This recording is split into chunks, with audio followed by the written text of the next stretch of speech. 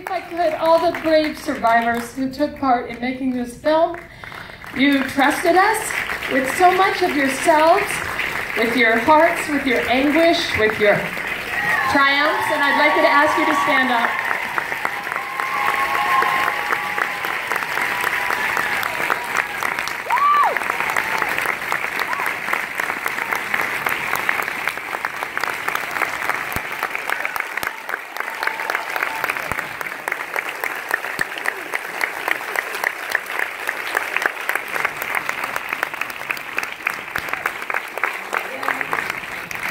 We're all so blown away by your courage and your bravery. It's just staggering to like unzip and open up and just, you know, we all come together in this big room, feels so small, right? It's so human and it's so brave. You know, I was talking to somebody today about, I think that there's such strength in vulnerability. So many people try to be tough, but your strength is in this, your power and your vulnerability. So I salute you. I'm so inspired, and I'm blown away by what you have given all of us. So thank you for that. And we dedicate this film to you and to survivors everywhere. So thank you. If I could, I would just like to give a few thanks first to my amazing, phenomenal film team.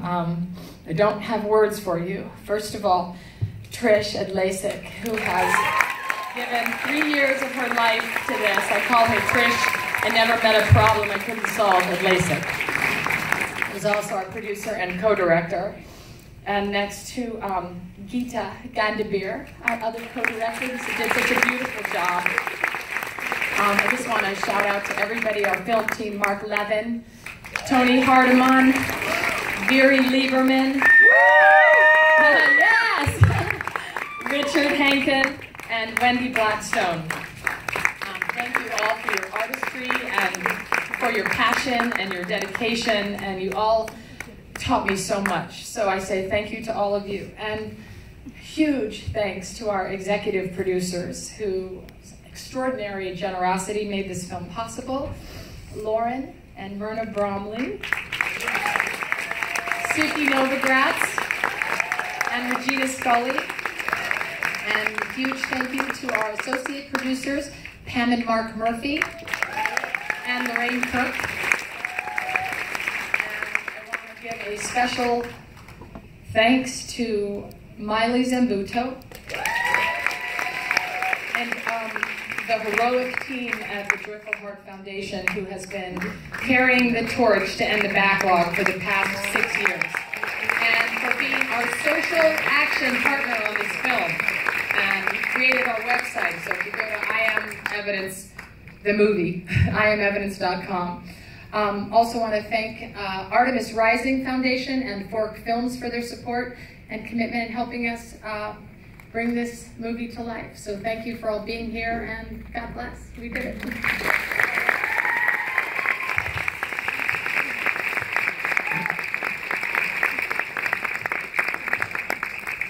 I'd now like to bring up directors Trish Adlesic and Geeta Gandbhir. Thank you.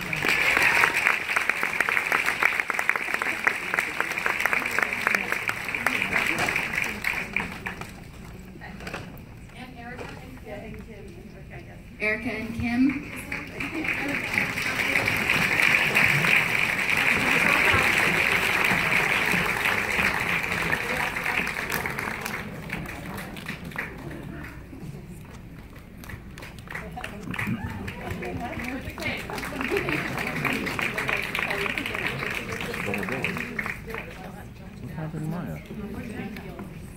We have feedback also.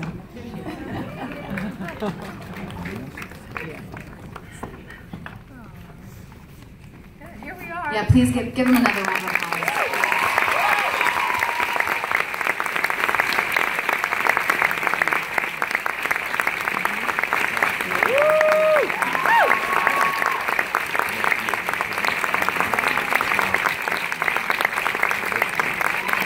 So I'm just going to start with a few questions, and I'm going to open it up to the audience. So, I'm not going to take up too much of the time, so I really want you guys to, start thinking of some great questions, because this film brings up so much for a lot of you. So I just wanted to hear, especially from Trish, Geeta, and Mariska, how you guys all came to the project, how you guys all came together. What was your kind of the evolution of making this film and how you guys all connected? Well, we started with this film because this has been Joyful Heart's #1 advocacy focus. This is what we've been doing. We just felt that, you know, the rape kit backlog, as we stated in the movie, is a perfect microcosm of how women are treated in this country. And so we thought it was a perfect way to explain the problem in a succinct and compact way. And, you know, people are outraged. Nobody can believe this. You know, we all assume this is America. If a woman is raped and, you know, has the courage to come forward and get a rape kit done, you would just assume that the kit is tested. So we, Trish and I have been wanting to work together for a long time, and you know, Miley and I, the CEO of Joyful Heart, have been sort of talking about for years our, you know, waiting for Superman moment. This was our vision, our dream to, you know, do a movie where everyone would feel absolutely outraged, and that's how, you know, you can't help but feel outraged. I was, you know, just shocked. I couldn't believe it. And I remember doing a, what's it called? No, what's it called when you do a...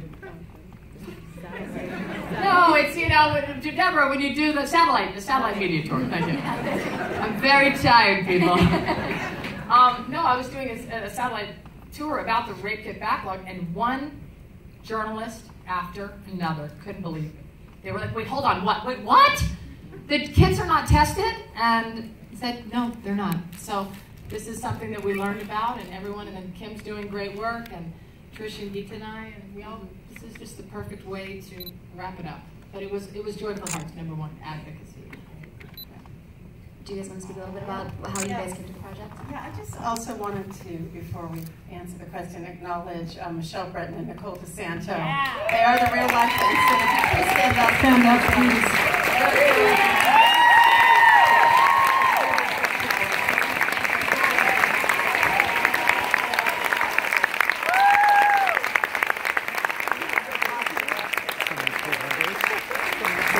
I've known Mariska for 19 years and worked with her on the show, and I was always a fan, but I was such a fan of her wisdom and her advocacy and activism. And I learned about the rape kit backlog through the show and through her voice. And so when the opportunity came to work with her on the documentary, I certainly jumped at it and did everything I could to gather as much information to bring this story to life with her. And it's a monumental moment because no one can say now that they didn't know. There's no turning back now. It's out. And so we are all evidence, and we have the opportunity now to actually do something to change this.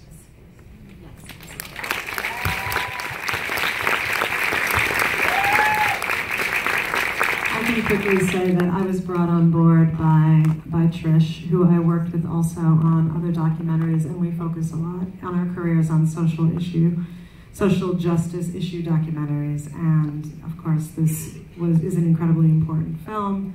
It felt, the minute Trish told me about it, I was hooked. It's an issue. It's obviously, this issue encompasses so much. There's so many issues in this one film that matter. This film talks about systemic and structural racism.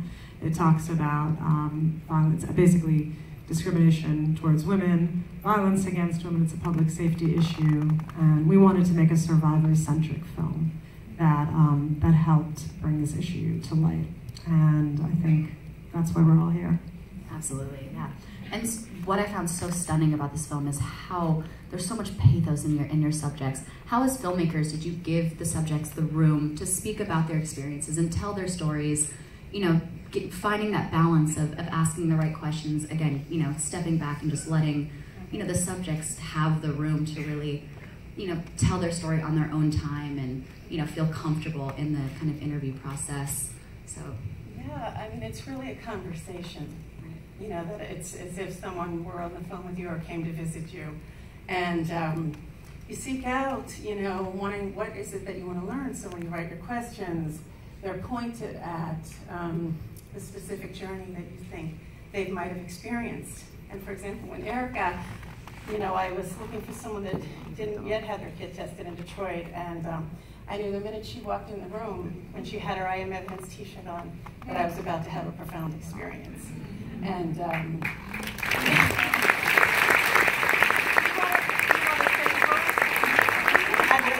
just going to sing now. I'm ready. I'm ready. No. It is well with me. It is well. And to kind of piggyback off what Trish was saying about the experience being interviewed, it was a conversation. For me, this was a secret for me for 11 years at that time. And I had been doing the work with various agencies from the top down and helping other survivors in this area, and afraid to be honest and to trust someone with my truth, and to even face that issue. And so the very first time I met Trish, I was afraid, but I knew I had to face this thing because it came back to me for a reason. And if I didn't face it then, I didn't know if I would have another opportunity, because I ran when Ms. Worthy told me to follow up with her. And I was just terrified. And so going through the process and getting to know Trish and Geeta and everyone, Mark, I cried when I saw Mark earlier because it was so much love in that room for me to tell my story with confidence and with peace, and to know that I was safe. And these past 2 years of filming for me, I was also prosecuting my case. And so to continue to push to accomplish the goal of making sure that the greater goal would be met, so that other people would find healing and safety, I knew I had to find something. And so I'm thankful for Miley and the Joyful Heart Foundation and Mariska. That, just getting an email from you was enough for me.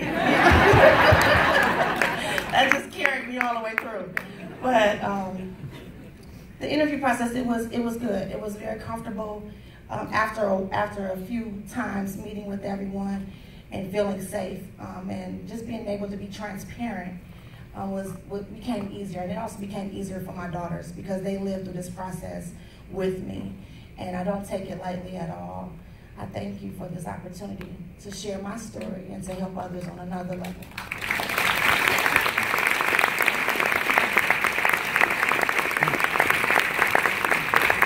I would agree with the sentiment that having the space to tell the story was, yeah. So I'm not entirely okay. Like, I still have special things I need, and yes, survivors are all different, but as someone else has mentioned, it's only part of our identities. And the fact that you talk about talking with us as having a conversation, we're not a different species, we're not, and it's the stigma being removed by just being able to talk about it, see others talking about it, seeing a room full of people listen to those stories and not feel ashamed. Is deeply empowering. And you know, there's stories that we've been telling, but we didn't have the platform to have them shared and amplified this way. And that's something that I'm tremendously grateful for from the bottom of my heart.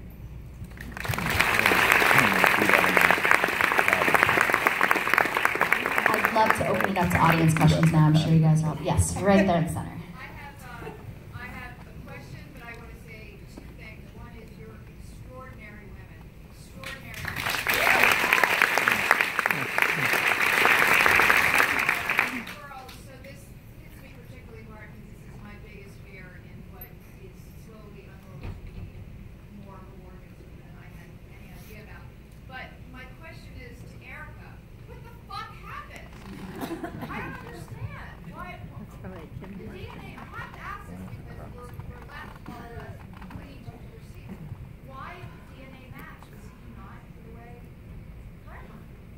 And so I'm very happy that you asked that question. Extremely happy that you asked that question because I don't know. None of us know why, because we weren't allowed in the deliberation room with the jury. with the 13 people that made that decision. In my opinion, the reason being is because we need more education in our communities about what constitutes sexual assault and what constitutes consent.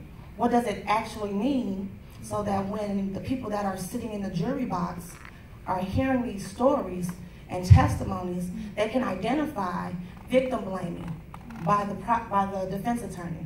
My defense attorney was good. I was on trial more than my assailant, and it wasn't fair, and I had to show my underwear to a courtroom full of strangers, basically, by going through this trial. And so I think that what happened is that there's not enough education in our communities, and that's what we need to continue to do, is educate men and women on what it actually means to be sexually assaulted and what constitutes consent. Next question, yes, over here. I have a question to the prosecutor. What do you think happened in terms of her case? I think probably exactly what she said. It also depends on the judge that you get and the judges that we elect. And remember, I was a judge for 9 years in the same court, in the trial court.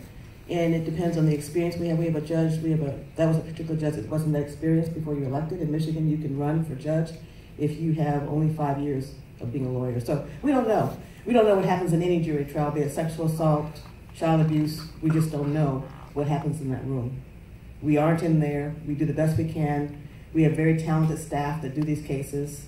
Our conviction rate on these cases is extraordinarily high, but sometimes it happens. And I think Ericka voiced it nicely. We just don't know, but we can only suspect and continue to do the work that we're doing. Time for just a few more.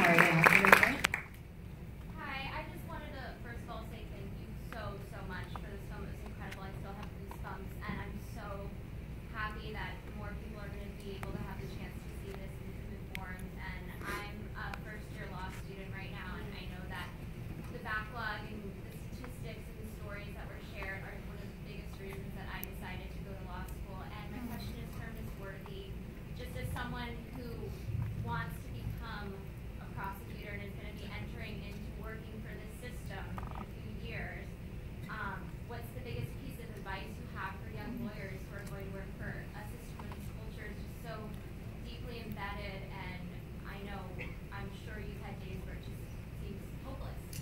It's very difficult. There are all kinds of things I could tell you about being a prosecutor, but the first thing, you have to be a people person. You have to be committed to this. You don't get paid very well. You work long hours. When I was an assistant prosecuting attorney, I sometimes stayed the weekend in the courthouse just to get it right. And so you have to have that dedication, that commitment. And I've become pretty good at spotting people when they walk into my office about who's going to be a good prosecutor, who's not. But basically, in my town especially, I want people who can talk to anyone. People who will give just as much respect to someone in any profession, regardless of their race, their color, their orientation. If you can respect the person that you're talking to and you're going to prosecute for, that's half the battle.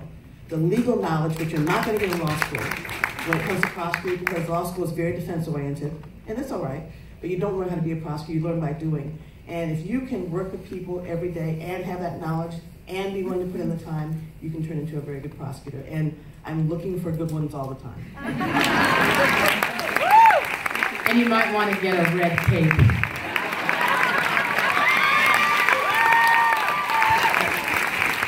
right, we got time for just two more. Yes, sir. And, Is this film going to be shown like within schools and it's going to be distributed abroad? It's going to be shown on HBO. We don't know when yet, but it's going to be shown. But we are setting up screenings all over the country, and go to the website. www.IamEvidenceTheMovie.com. right here in the front. Are there numbers of how many kids have been tested here in New York City? No. Well, this is actually In New York City.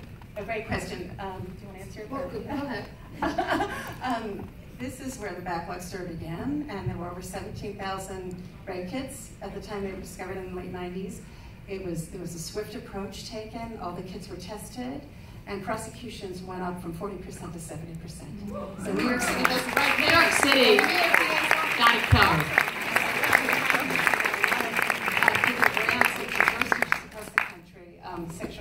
initiative. This is a great town where a lot of great things are happening across the country for this issue. But it's not true in all towns. There are towns that have discovered rape kits.